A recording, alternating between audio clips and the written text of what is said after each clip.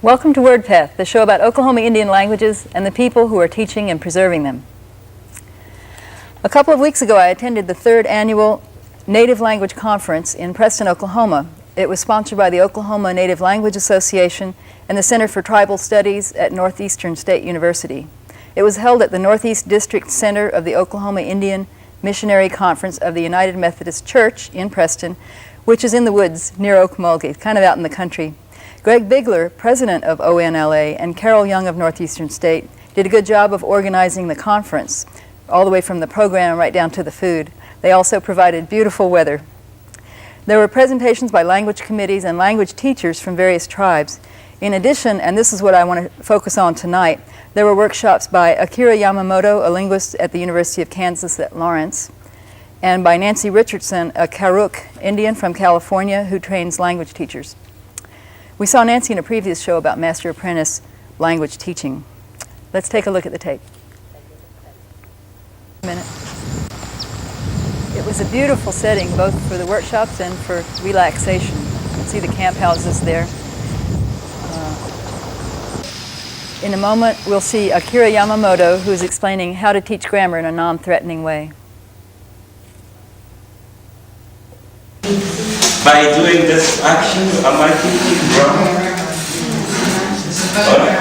But I'm not telling people that this is singular form, this is plural form, this is called number. But simply, we're kind of getting to know what's happening in the language. Now that's doing linguistics. So linguistics is nothing like things happening in the universities. In your communities, you're doing linguistics. So those are kind of knowledge you're gaining by enjoying the language.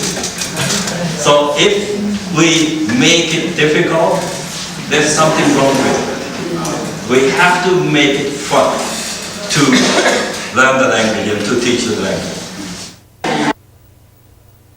At this year's conference, there was a special emphasis on stories and how to tell them in Indian languages in such a way that the students can understand them and enjoy them without the use of English. The participants worked in groups on their own storytelling.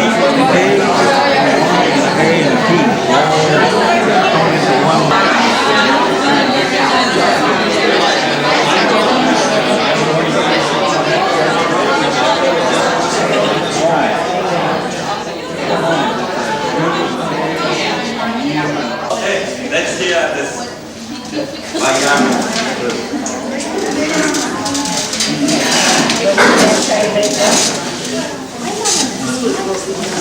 This is just a little short story.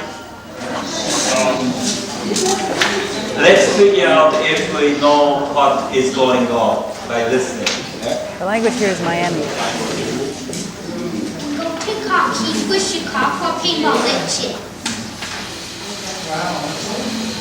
Nee, samen Shuya Piazza Pimolic.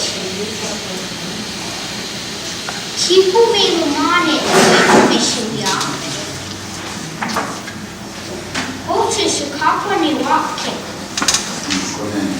Machane Nuki.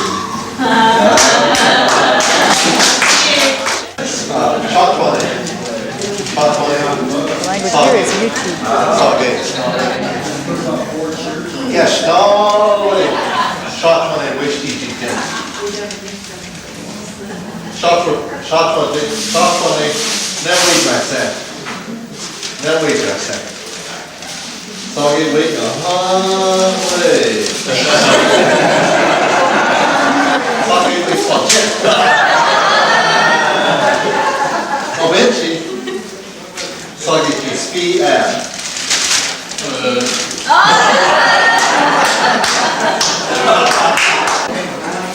Language and when he speak is where down and you down and when they walk with you. Come on, and then of the watching, Matuchi, Mawa, and get to Yichi. I get it. I get scared. I want people to.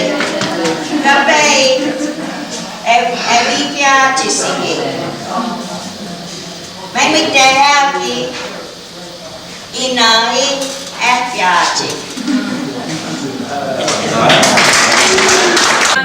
Timbarano Sanishkin Alata Kuyole Kanit Aho Chilegmat Shamali Chileja Ano Chisimo Wale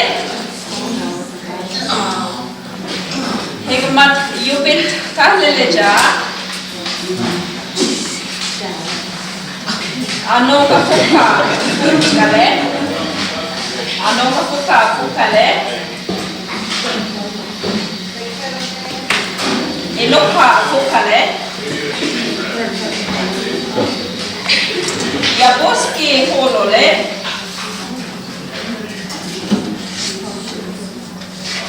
Higmat Sholosh Holole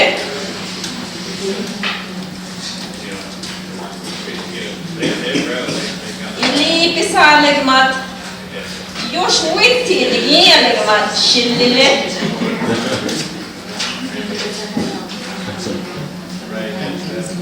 Hija Haksobis Takali Shaman Lichile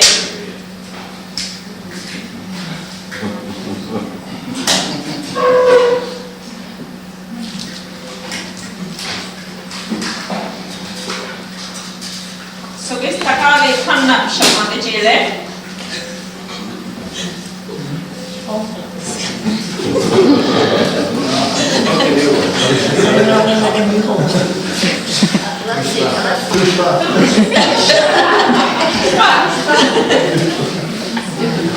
Ibak Hoka Sabak Shaman Lichile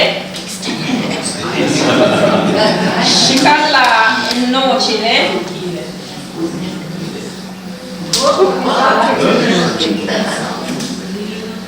Kocha Yale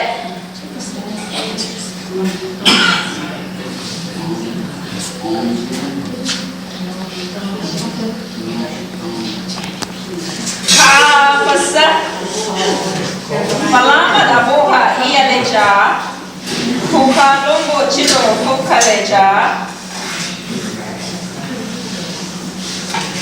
Chapo Lele Yo Pat Kocha Yale Banale Omba Zikidia Sanu Wacha Palama da Boha Yale Ilishui Tahlele Japi Palama no Sidiale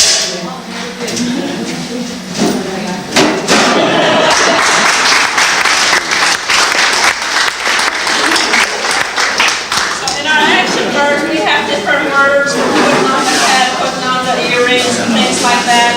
And then in the end she went out and it was cold, she got her coat, she went back again, but then it started raining so she got upset and just came back and decided to stay home the rest of the day. Coming up, Nancy Richardson tells a wonderful Karuk story that demonstrates how to tell a story mostly in English but progressing to more and more use of the Indian language.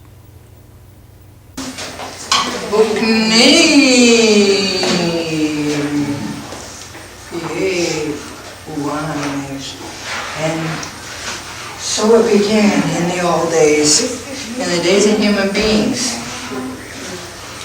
Well, in the days of human beings, this story has a lot to do with marriage and finding the right person, to be a mate. And it talks about how you kind of choose the mate and how you go through a marriage proposals or propositions or whatever you call them. In the old ways, the Karuk people, a man would see a young girl, say at a flower dance, their first menses dances, or at a brush dance where all the young women were, and the young unmarried women were, and they would say, this looks like a very good, prominent dance family, a good family that we want to have in our family, so they negotiated a bride price. And that was one way of getting married. But the Karuks, they're a little different than the other tribes around us because also, well, the women, they have a lot more say than I guess the other tribes. They, in the Karuk beliefs, you know, the women, they also get to choose whoever that they wanted to marry. And then they would go in and figure out an arrangement, and they would come in with their uncles, and they would figure out their arrangements, and they would propose marriage. And in that marriage proposal, they would bring their baskets of the work that they did, and their acorns, and they would go through this whole ceremonial process of making acorns. This is when they're making this proposal, the woman. And they would make the acorns there, and you know, it's a long process to make acorns, because you know, when you pick the acorn off the tree, it's really bitter. But you have to go through many, many steps of making that acorn into a really sweet, good acorn. And so part of the ceremony is for that girl to show her skills as a basket weaver and as a cook and an acorn maker by how well she made the acorns. And then the family would choose on the taste of her acorns whether or not she was a good wife or worthy. So, and the word for wife was ihiroha, which means the one who cooks. And the word for husband is avan, which means the one who eats. So we're going into this story. Anyway, Chikpakpa is a character in this story. Chikpakpa was a young Niftihon. He was, in one word, you say he was, you know, kind of a young, handsome, buff bachelor. You know, Niftihon. And so, we didn't need to have a whole bunch of description words. That meant it all right there. He was a young Niftihon, you know, and he came from a rich, prominent dance family, you know. And so he was someone that was very desired by all the other. Well, in those days, you know, and maybe even in these days, they just don't like these young men, you know, to walking around without wives. They want to make sure that they marry that person off. And so everyone was always trying to marry him off, but he wouldn't marry. And he wouldn't even look for a wife. He didn't even go out and look around for a wife. He just stayed a bachelor. So pretty soon he started having these marriage proposals. And they started coming, and they started going, "Takatakatikad." They knocked like a woodpecker on his door. He had like a round house. He crawled through, and he went down the ladder. And it was like a subterranean, big board plank house. He went into his house and his uncle said, "Chimikwonsip." He goes, "Wake up, Chikpakpa. Tishung kita. Someone's come to marry you." Chikpakpa kupip. And then Chikpakpa, he said, "Pat kumayafus. What kind of a dress? What kind of a dress is she wearing?" Nobody has a dress on. "Pat kumayafus. What kind of a dress she's wearing?" He goes, "Oh, well, what a munyafus. Oh, what a payafus. What a yutara. Oh, what a payafus. Oh, what a yutara." Everywhere in that whole dress, it was just nothing but abalone. The whole dress was just covered from the beginning to the bottom, top to the bottom with abalone. And then Chikpakpa would peep, and then Chikpakpa, he said, "Chamipwara." He goes, "Oh, hadad. Chamipwara." And she goes, "No way, we'll send her home." Pretty soon there was another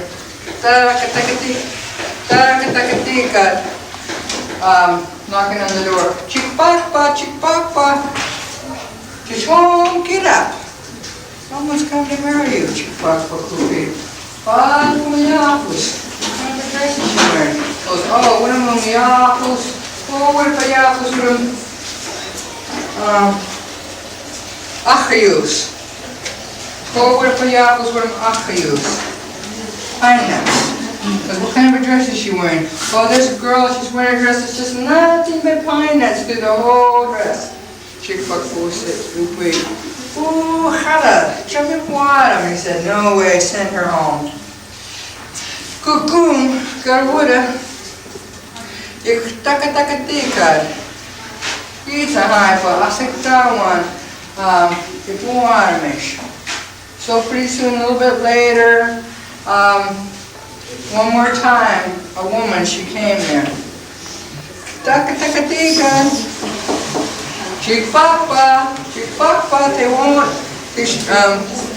they won't sit, get up. They won't get up. They won't get up. Chikpapa, pipa, kumayafus. Ah, with them yafus, go, with the yafus, with them, safruk. Go, with the yafus, with them, safruk. Ahwa para batak, with them, go, with the safruk. Chikpapa, pipa, oh, haras. Chame cuárame. Kukum. Pasitawan. Kan, utanev. Taka. Chikpapa. Bikwonse.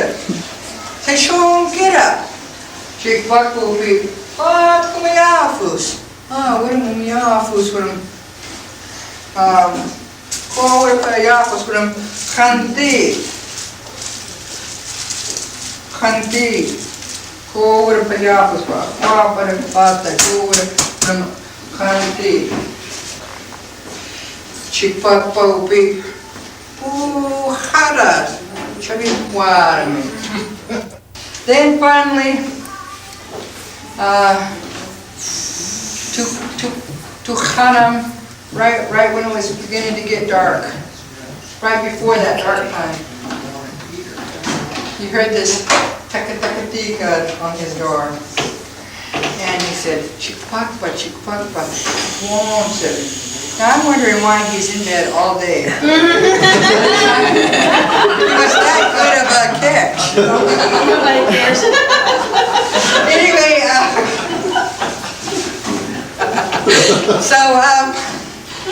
goes, it won't sit, get up. Tishon, get up. Oh, but I yamish. I said, I'm cold, what if I yamish? Fast, come yafa. What am yamish kunish yafus. Kunish yafus. Oh, what up? Kunish yafus. What am kusuri pish. And so he goes, you gotta get up and see this one beautiful girl, and she's got this beautiful red dress, and this red dress is just made all from strawberries. So finally, Chikpakpa, he said, Chimi won Faruki. He said, crawl on down in here. That's how we say come in? We say, Chimi won Faruki, but we say crawl on down in here, but that's because we have these round doors, and you had to crawl in through those doors, and then you go down the stairways and you're down on the ground. That's to keep you warm in the winter and cool in the summer. So, but that's still how you say, come in the door. Mm-hmm. And so they came in, and she came in with her uncle, and they began the process of marriage application. So she brought her baskets in, and oh, they were fine baskets, and she was a good weaver. And they built a fire, and they got their certain kind of stones, that you can put in the fire that don't crack, those kind of stones. And she got the acorns, and she worked on them, and they were nice dough, and then she put some water in, and they put the stoves in there and started cooking. But it takes a long time. It takes a long time to cook acorn, and by the time they got, the reason why he told them to come on in was he goes, tell them to come on in, I'm getting hungry anyway. So He can always say no later, isn't it? you wanted some good acorn. So they came in and they were playing, and they were planning for the marriage, and they were cooking the acorns, but it takes a long time, and then so it gets dark on them. It gets late and it gets dark. Well, Karuks, they don't really like to go out at nighttime. You see all the my mother, all the old elders, they always close up all the curtains, in the dark time, and they don't run around at night. They said that's the time when the Pudawans run around. The Indian devils are running around there at night, but the good people, they stay indoors. So they couldn't travel back. They had to spend the night in their village there of Chickapakpa. So she, after they ate and everyone felt good, the men, they have their own living quarters and the women have their own living quarters. And so the men, they all went to the sweat houses to sweat and go to sleep.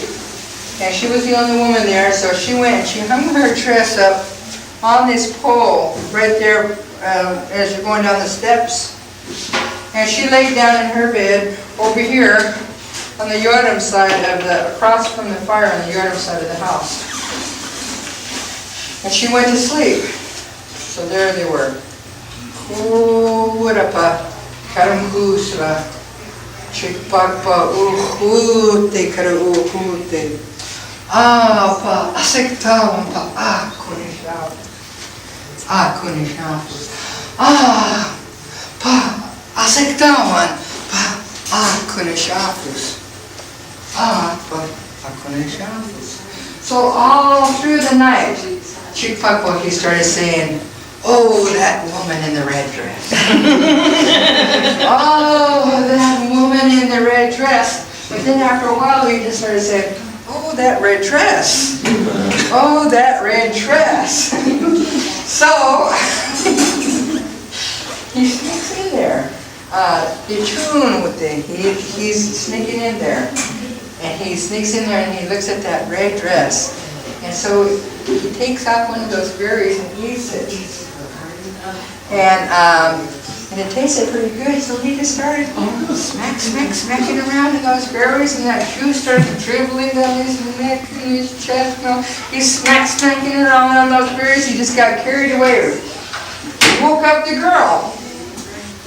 He woke her up. She said, "Akai, who's there?" And he got embarrassed. And he turned into a bird and kind of queeved. He turned into a bird and he flew out. So to this day, he still has this big red chest. This real big red chest from those berries he was so fond of because they dribbled down his chin and on his chest. And he's the robin redbreast. Chikpak pakupan kupan nakanakana. That's the story of Robin. Akira Yamamoto, as always, gave a philosophical and inspirational message about language preservation. Here are some excerpts. What many people believe is that our language is gift from our Creator, and what it means is that if we don't use it, then we are not fulfilling our responsibility for our Creator. So we have to keep using it. That's the meaning of a gift from the Creator. If we don't give life to it, we are neglecting to perform our duties.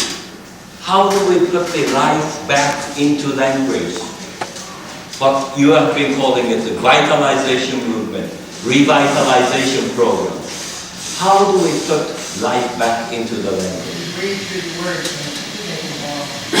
So one of the concrete strategy is master apprentice program. Well, they do this rapid fire. Once you're breathing through those words, and they're not anything on written page is not live. Okay. But anything that's breathed through and spoken out is alive. Okay. So how do we learn to do it? One of the concrete strategies is master apprentice. Well, some of the programs we are doing, immersion program is what classroom teaching is, the ultimate goal is to get that sense and to get that value back to our language. Our Creator has created for the world through the language. And as Nancy is saying, by breathing the word, we are immersed into the world of that language. We are into the world which is created by the language. So if we lose our language, we are losing that world. Therefore, we can't afford losing our language. So this is what I have been telling you the past 2 years, that if we don't speak it, there is no world. If we speak it, at least there is one world created by the language. If we speak 2 languages, maybe we have 2 worlds. So start doing the language as you have been doing. We had enough talking about the language. So let's do the language. Let's speak the language. Now, start thinking about the ways we can expand the circle of learners. Through children, get their parents involved. Meaning, if children are learning, why not bring parents to classes? Well, maybe take classes to home and teach children, but along with parents. Do things together with parents. Expand the circle. Through parents, get their parents, meaning grandparents involved. Start small and expand the circle. So don't worry about if you have just only a few people interested in it. That's the beginning. We can expand that circle. If we don't have support of the tribe, don't worry about it. Just do small. It doesn't take money. It takes your energy, your effort. That's all it takes. I hope you caught enough of the flavor of the Native Language Conference so that if you're involved in teaching an Oklahoma Indian language, you'll consider going next year. It will again be held in Preston the first weekend of October.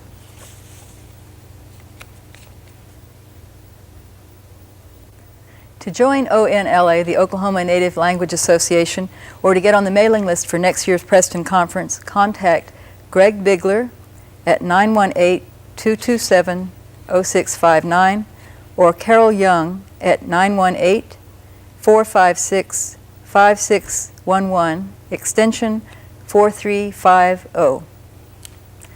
See you next time on Wordpath.